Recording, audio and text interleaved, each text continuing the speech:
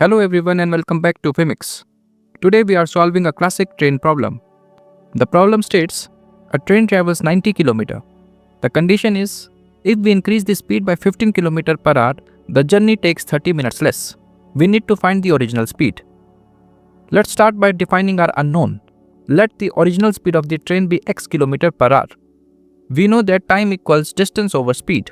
Therefore, the original time equals 90 over x hours.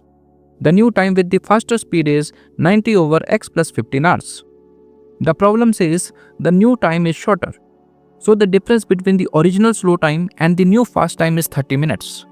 Here is the trap. Speed is in km per hour, but the time difference is in minutes. We must convert 30 minutes to half hour. So our equation is 90 over x minus 90 over x plus 15 equals 1 over 2. Let's simplify. Pull out the common 90. Inside the bracket, we take the LCM. The numerator becomes x plus 15 minus x, which leaves just 15.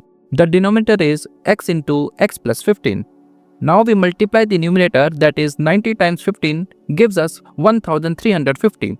On cross multiplying we get 1350 times 2 gives us 2700. So x square plus 15x equals 2700.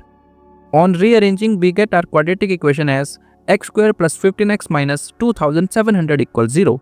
To solve this quadratic, we need factors of minus 2700 that add to 15.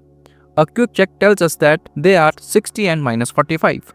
On simplifying by grouping method, the factors comes out to be x plus 60 into x minus 45 equals 0. This leads to two potential answers, x equals minus 60 or x equals 45.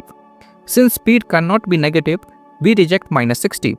Therefore, the original speed of the train is 45 km per hour. So this was it for the video. See you in the next one. Thank you for watching.